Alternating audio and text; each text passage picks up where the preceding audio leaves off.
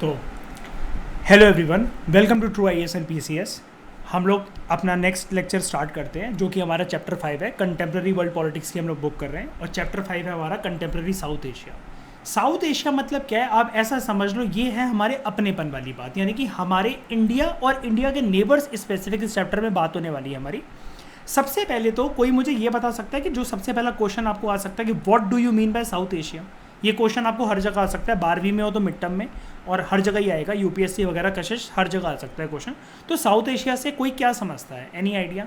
बिस्मे, अमित, समक्ष, कशिश, अशप्रीत? ठीक है, नॉर्मल, हाँ ठीक है, एक्सेप्टेबल है, लेकिन नॉर्मल है बच्चों वाला। मैं सेटिस्फाई नहीं हुआ, जो मैं रट के आया हूँ ना वो कुछ और है बिस्मे। हाँ बताओ। नहीं ठीक है, मजाक कर रहा था, बताओ और कोई बताओ, जल्दी जल्दी बताओ यार, टाइम नहीं है।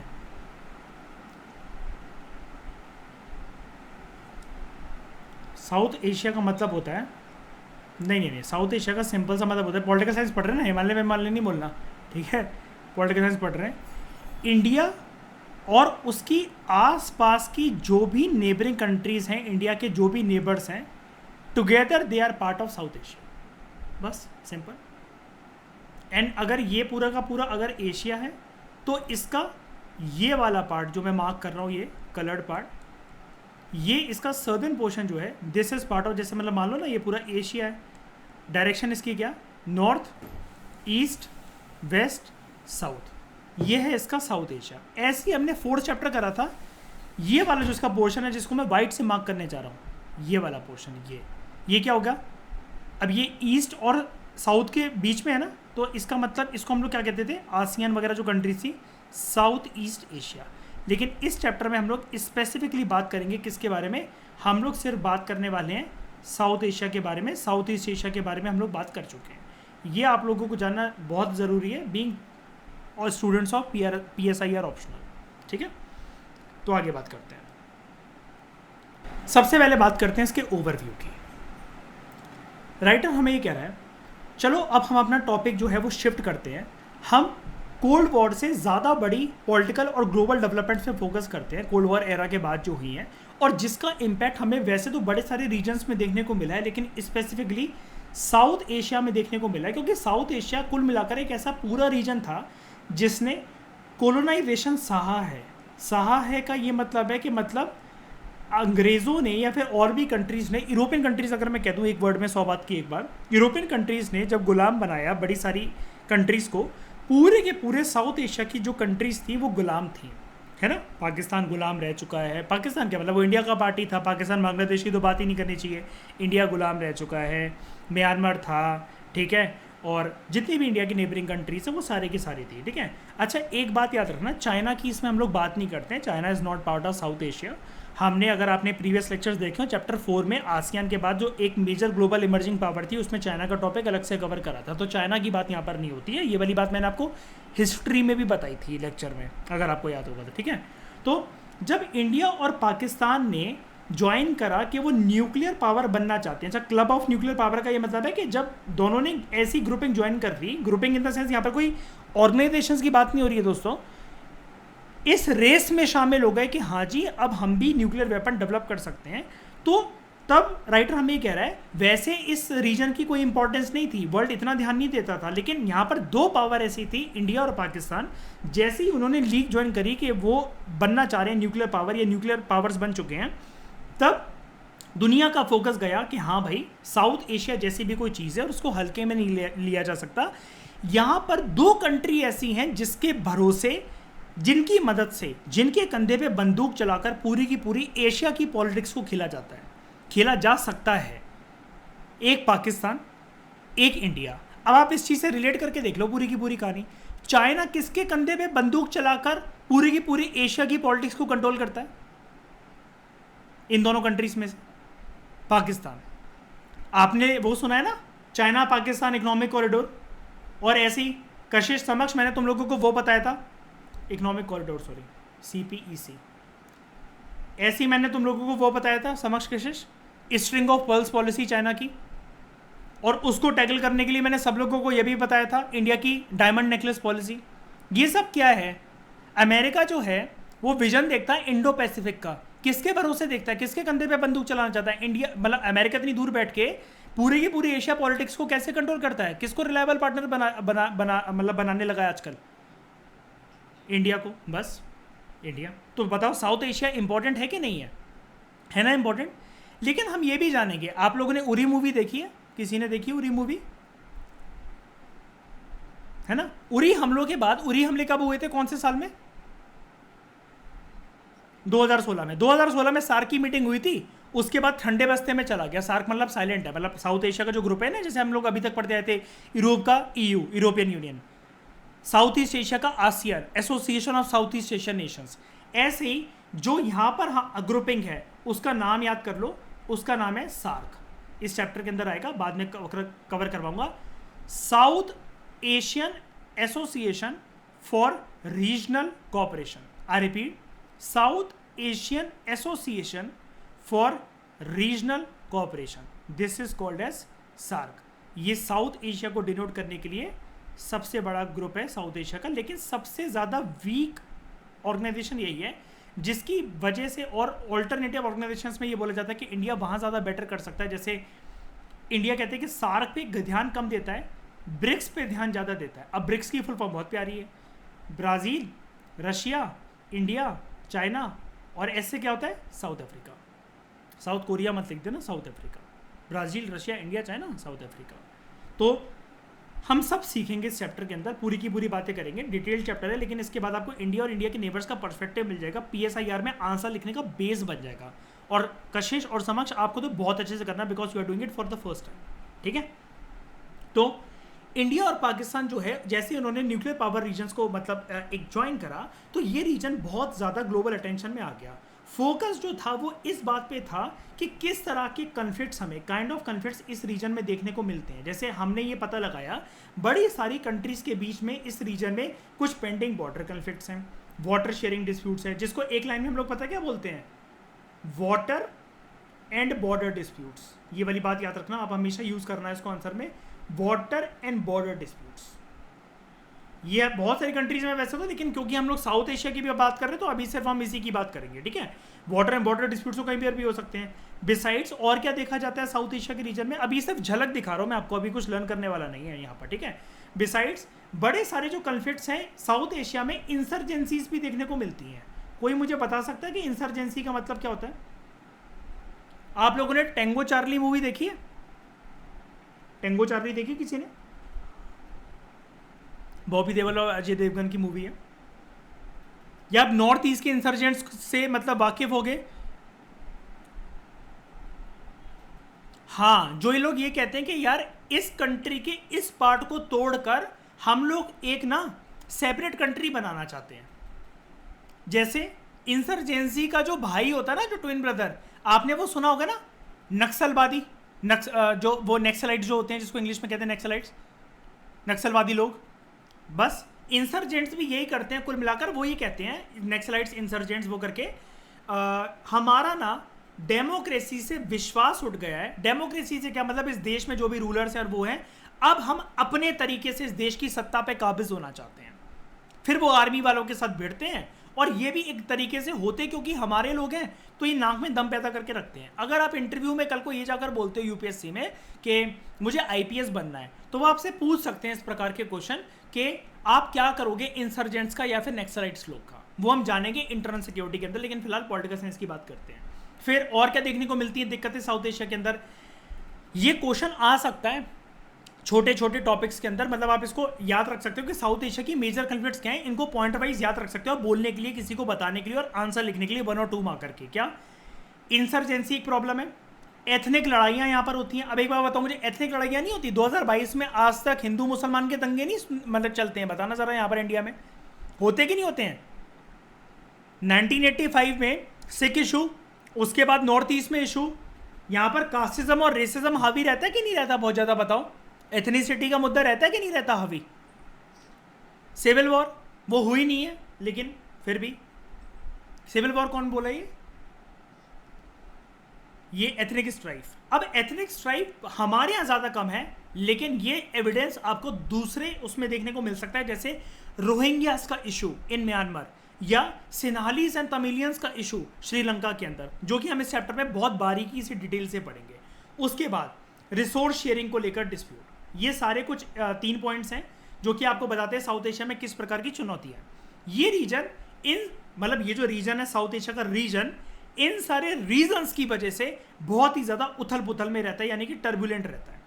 एट द सेम टाइम बड़े सारे जो लोग हैं साउथ एशिया के अंदर, वो इस फैक्ट को रिकॉग्नाइज करते हैं कि ये रीजन के अंदर पोटेंशियल है, साउथ एशिया के पूरे रीजन के अंदर, हमारी कंट्रीज के अंदर पोटेंशियल है कि वो अपने आप को डेवलप कर सके, प्रॉस्परस बना सकें, आपस में कोऑपरेट कर सके। अच्छा मैं आपको एक बात बताऊं, जैसी अभी तो ये वर्ल्ड वाली बुक चल रही है, 2 बुक्स हैं 12th क्लास के अंदर, जैसी इंडिया वाली बुक आएगी ना 2nd चैप्टर के अंदर, उसमें आप देखोगे एक पार्टी और उनके लीडर्स में बात करते थे अखंड भारत की।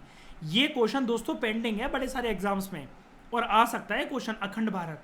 अखंड भारत, आप मुझे ये सोचकर बताना कुछ क्लासेस बाद, कशिश आप क्या सोचते हो कि आज के समय में या फिर आज से फ्यूचर के समय में क्या ये पॉसिबिलिटी है कि इंडिया और पाकिस्तान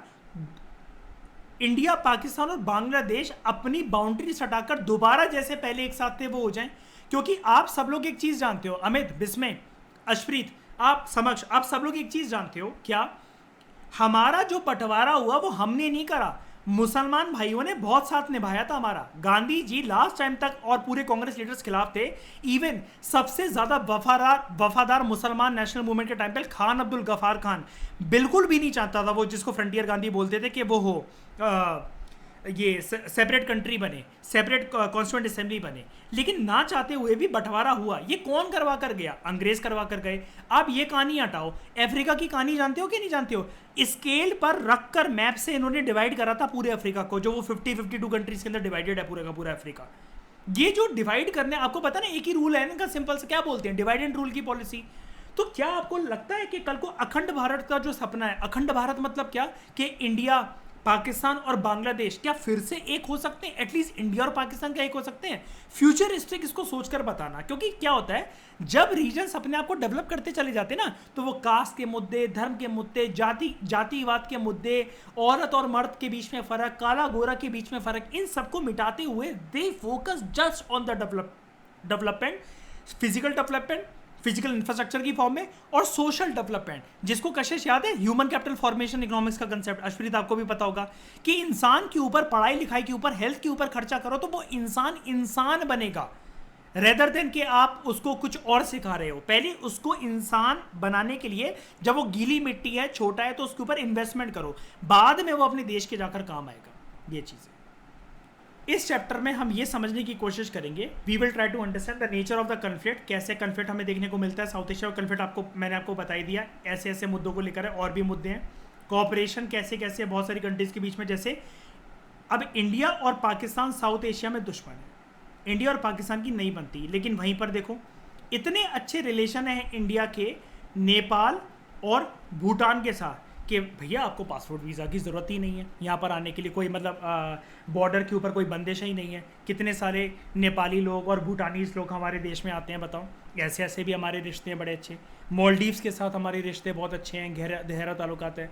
लेकिन बड़ी सारी कंट्रीज जिसके साथ अच्छे रिश्ते थे, बीच में कुछ खटास का फेज़ आया कि उनके बीच में खटास पैदा हो गई। जैसे मैं आपको इस चैप्टर के अंदर श्रीलंका की एक कहानी बताऊँगा, इंडियन पीस कीपिंग फोर्स को भेजकर। क्या राजीव गांधी जी ने गलती करी थी? ऐसी गलती जिसकी वजह से श्रीलंका के अंदर जो ग्रुप था जिससे इंडियन आर्मी भिड़ गई, LTTE, LTTE, LTTE, Liberation Tigers of Tamil Eelam के 16 साल की एक लड़की इंडिया चली आई और राजीव गांधी के गले में एक माला डालकर बम ब्लास्ट करके धड़ाम करके उनको उड़ा दिया। प्राइम मिनिस्टर जिनका असैसिनेशन हो गया जस्ट बिकॉज वो कूदे श्रीलंका के स्ट्रगल में। क्या था ये स्ट्रगल, क्यों हुआ? अलग अलग कंट्री की हम कहानी बताएंगे। डेमोक्रेसी के नाम पर हर कंट्री चिल्लाती है। क्या पाकिस्तान में डेमोक्रेसी है? 4 लीडर्स पढ़वाऊंगा ऑर्डर वाइज, एक का मर्डर, दूसरे का मर्डर, तीसरे का मर्डर, चौथे का मर्डर। एक आया डेमोक्रेसी से, उसको मिलिट्री ने ओवरटेक कर लिया, दोबारा वो कर दिया। इमरान खान की सरकार देखो कैसे अनस्टेबल रूप से बीच में गिर गई। क्या था ये फेस? ऐसे ही हम लोग इंडिया के फेस के बारे में डिस्कस करेंगे कि इंडिया में भी एक दौर ऐसा आया था ईयर 2000 से पहले, जब सरकारें ऐसी ऐसी उथल पुथल में थी कि अटल बिहारी वाजपेयी जी की सरकार 15 दिन के लिए टिकी, IK गुजराल, ये ज़रा जो फेस था, ये सरकारें अपनी क्यों नहीं टिका पाए? क्या था वो कोलिजन गवर्नमेंट का फेस, कोलिजन पॉलिटिक्स? क्या होती है, इसके नुकसान क्या होते हैं, और भारत जिसको सबसे बड़ी डेमोक्रेसी कहा जाता है, वहां पर इस तरह की चुनौतियां जो आई उससे क्या रिपरकशंस हुए, सारी कहानी जानेंगे। लेकिन इंडिया स्पेसिफिक कहानी जानने से पहले इंडिया के पहले आसपास के पड़ोसी देशों का अंदाजा लगाते हैं, ठीक है। तो ये ज़्यादातर चीज़ें हर कंट्रीज़ के हमें सबसे पहले यहाँ पर लिखा हुआ राइटर कह रहे हैं कि डोमेस्टिक पॉलिटिक्स को समझना पड़ेगा, उसके बाद हम जान पाएंगे कि बड़ी बड़ी कंट्रीज़ का यहाँ पर रोल क्या है पूरे रीजन के अंदर। तो चलो स्टार्ट करते हैं। तो व्हाट इज साउथ एशिया? हम लोग सब फैमिलियर हैं कि किस तरीके से जब इंडिया पाकिस्तान का क्रिकेट मैच चलता है तो उसमें किस तरीके से टेंशन आती है। टेंशन इन द सेंस के सारे लोग कुछ देखे ना देखे, इंडिया पाकिस्तान का मैच कोई मतलब देखना वो नहीं करता है, मिस करना पसंद नहीं करता है। अब आपको एक बात बताऊं, मैं 2 बार ये चीज़ ना यूपीएससी के पेपर में भी आ चुकी है। इस वाले पैराग्राफ से क्वेश्चन बन चुका है, सिर्फ इस वाले पैराग्राफ से। आंसर यहां पर नहीं मिलेगा लेकिन क्वेश्चन बन चुका है। पता है क्या कि कैसे क्रिकेट जो है वो इंडिया पाकिस्तान के रिलेशंस को स्मूथ कर सकता है। इवन इस चीज़ की झलक, इस लाइन की झलक आपने ना, जब वो सॉफ्ट पॉलिटिक्स की बात करती है, कौन करती है? एस्पिरेंट सीरीज में आपने देखा होगा, जब वो उसको समझाती है कि तुम्हारे आंसर्स बड़े नेगेटिव है, कहती है ना कि बल्कि जो ये प्लेटफॉर्म है वो इंडिया और पाकिस्तान के रिलेशंस को एक मजबूती दे सकता है। एक हिंट बता रहा हूँ क्योंकि मतलब रिलेट करने की हिंट बता रहा हूँ, अभी तो आंसर राइटिंग सीखोगे धीरे धीरे, लेकिन ये चीज़ है, ठीक है। तो इंडिया और पाकिस्तान का जब क्रिकेट मैच चलता होता है तो आप जानते हो किस प्रकार से कितनी टेंस सिचुएशन मतलब वो रहती हैं, ठीक है। तो हमें ये भी पता लगता है कि दोनों कंट्रीज़ के बीच में ऐसा नहीं है कि गुडविल और हॉस्पिटैलिटी यानी कि मेहमान नवाजी देखने को नहीं मिलती, और दोनों कंट्रीज मतलब जो लोग हैं वो एक दूसरे के साथ मिक्स नहीं होना चाहते। लेकिन यहाँ पर इन सारी अच्छी चीज़ों को दो कंट्रीज़ की जो राइवलरी है ना वो दबा देती है। दोनों एक दूसरे के ऊपर जो शक करते हैं, जिसकी वजह से दोनों ने न्यूक्लियर वेपन डेवलप कर रखे हैं, दोनों एक दूसरे के साथ आपसी समझौते से रहना नहीं चाहते, और यहाँ पर ट्रस्ट जो है ना वो को एग्जिस्ट करता भी है और नहीं भी करता है। अब जैसे एक बात बताओ, आपको क्या एक सीन इमेजिन होता है जैसे अर्शप्रीत कि अगर आप पाकिस्तान में खड़े हुए तो आपके साथ क्या हो सकता है?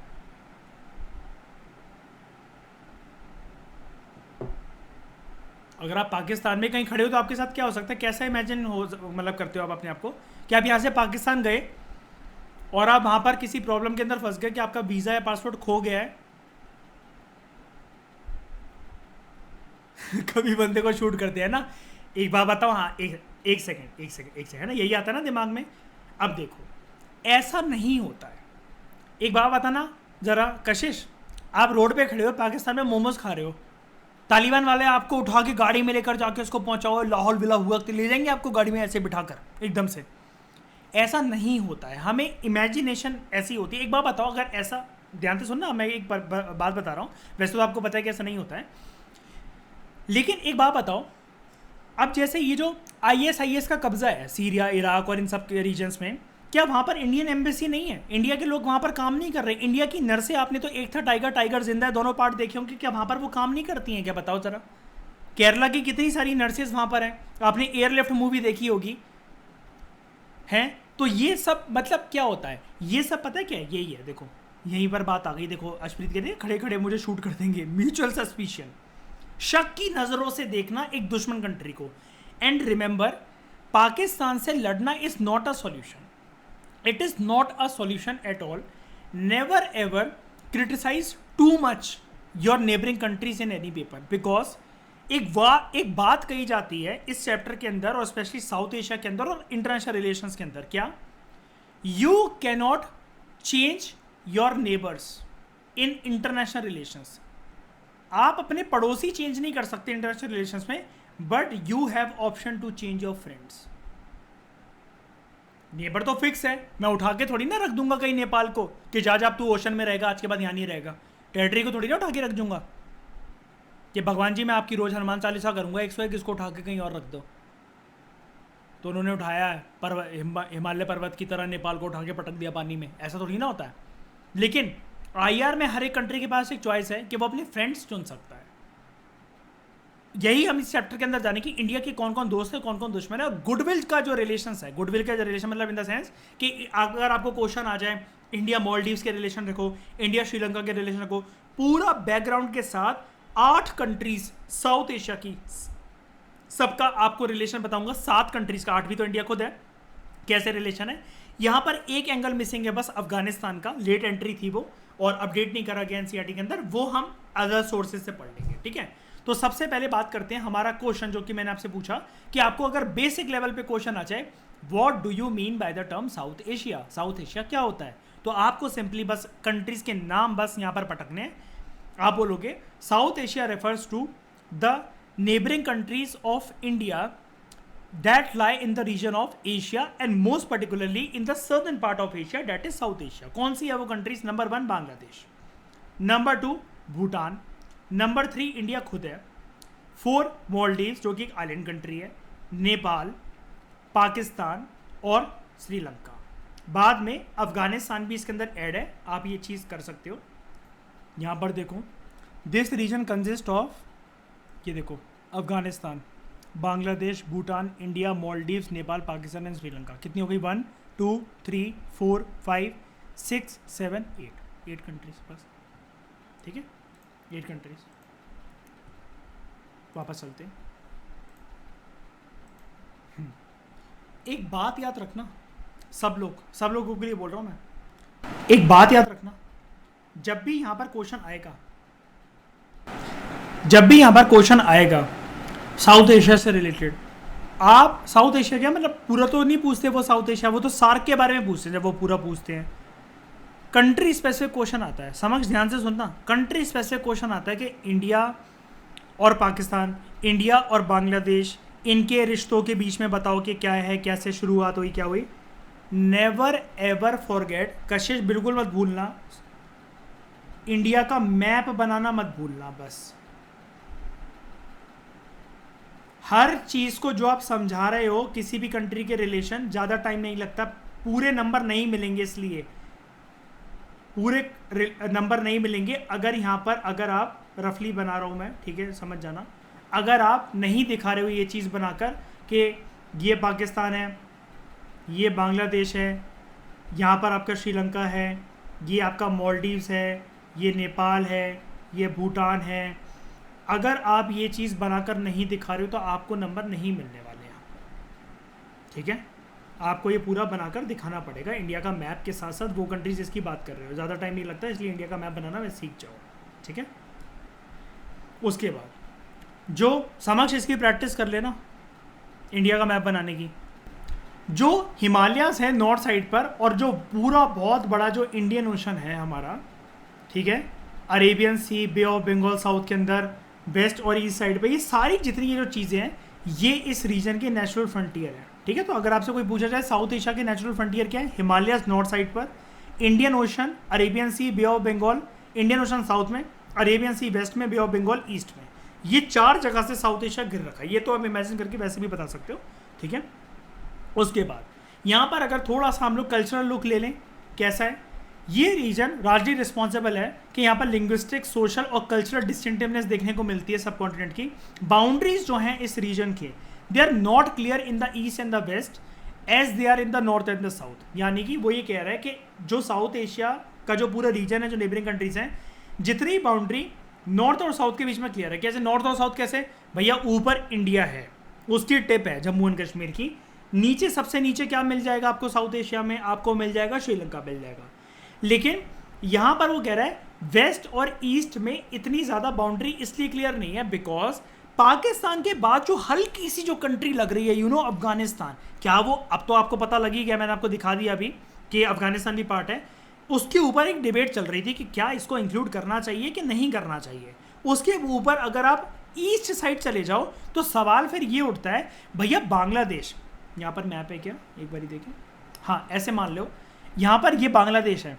अब सवाल ये उठता है, भैया बांग्लादेश के बाद हल्का सा ये जो म्यांमार का रीजन आ रहा है, इसको क्यों नहीं इंक्लूड करा फिर साउथ एशिया के अंदर, उसको क्यों साउथ ईस्ट एशिया बोल रहे हो? फिर तो यार ये भी साउथ ईस्ट एशिया का पार्ट है, देखो ये भी थोड़ा सा ईस्ट साइड और साउथ साइड दिख रहा है।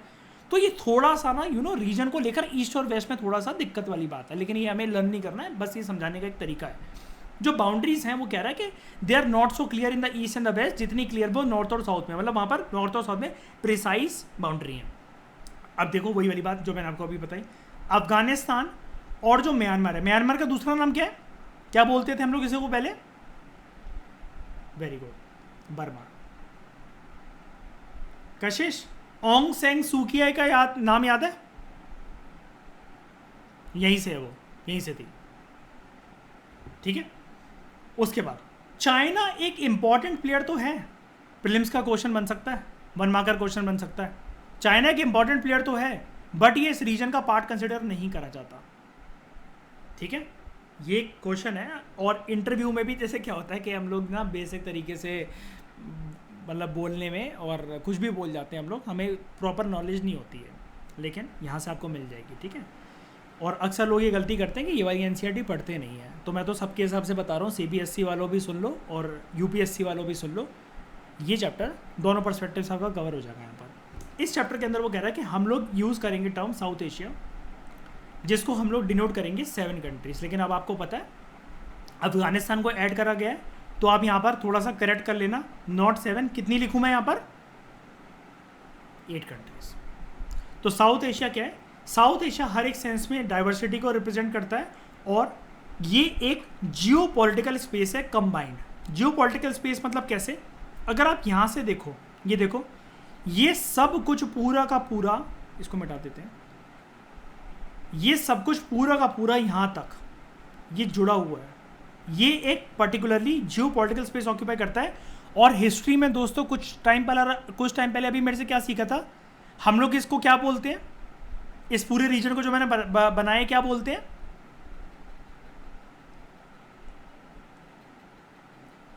इंडियन सब कॉन्टिनेंट, क्योंकि ऑलमोस्ट कॉन्टिनेंट इतना बड़ा तो नहीं है, लेकिन आधे साइज का तो है पूरा, और लैंड से हर जगह से कनेक्टेड है। ये चीज पता है ना आपको यहां पर, ठीक है। उसके बाद बड़ी सारी जो कंट्रीज हैं साउथ एशिया के अंदर, यहां पर आपको ऐसा नहीं है कि बिल्कुल सिमिलर तरीके का पॉलिटिकल सिस्टम देखने को मिलेगा। अच्छा, ये वाली लाइन क्यों लिखी है एनसीईआरटी ने? क्योंकि समक्ष, कशिश, अशप्रीत याद है, ईयू जो है उसका ऑलमोस्ट सेम तरह का पॉलिटिकल सिस्टम है, कॉमन करेंसी, कॉमन फ्लैग और कॉमन कॉन्स्टिट्यूशन भी लेकर वो बनाना चाह रहा था, लेकिन वो स्ट्रगल वाला थोड़ा सा एक फेज आ गया था, वो नहीं हो पाया। लेकिन बिल्कुल कॉमननेस है ईयू के सिस्टम, यूरोपियन यूनियन में। कशिश पता है ना ये वाली चीज, ठीक है। तो डिस्पाइट बड़ी सारी प्रॉब्लम्स और लिमिटेशंस को लेते हुए भी, जैसे वो आपको ये बता रहा, ठीक है भाई कॉमन पॉलिटिकल सिस्टम नहीं है, चुनौतियां कहां पर नहीं आती, ऐसी साउथ एशिया में भी बड़ी सारी कंट्रीज के इंटरनल पॉलिटिकल सिस्टम के अंदर कुछ कुछ चुनौतियां हैं, जैसे श्रीलंका और इंडिया। यहां पर इन्होंने सक्सेसफुली अपने डेमोक्रेटिक सिस्टम को आज़ादी के बाद से ही ऑपरेट करके रखा है, जब से ये दोनों ब्रिटिश की गुलामी से छूटे थे, उनसे आज़ाद हुए थे। इंडिया में तो इस तरह की सिविल वॉर की सिचुएशन नहीं आई, लेकिन श्रीलंका में आई थी, आती रहती है, अभी भी चली रही है। और आपको पता है ना, अभी कुछ दिन पहले मतलब परसों नरसों क्या हुआ है, जनता ने पूरा कब्जा कर लिया, प्रेसिडेंट वगैरह को भगा दिया वहाँ से, देखा न्यूज़ आपने? श्रीलंका के पूरे मतलब पॉलिटिकल सिस्टम को फिर से कोलैप्स कर दिया, जनता ने कब्जा कर लिया प्रेसिडेंट पैलेस और वो सब लोगों को भगा दिया वहाँ पे, प्रेसिडेंट के बिस्तर पे लेटी हुई थी जनता। नहीं देखी लाइव कवरेज किसी ने?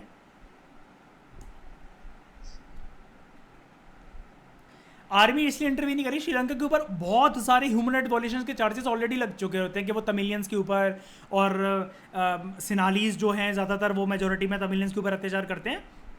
डर है कि यूएन वगैरह का फिर कोई सैंक्शंस वगैरह ना लग जाए, या फिर इंटरनेशनल बड़े बड़े प्लेयर मतलब इंटरव्यू ना करो, कुछ भी है। मतलब देखो, ये सब कुछ जो कहानी है ना, ये मैं बताऊंगा बेसिक इसका यहीं से बताऊंगा। ये था सबसे बड़ा कमीना इसका प्रेसिडेंट।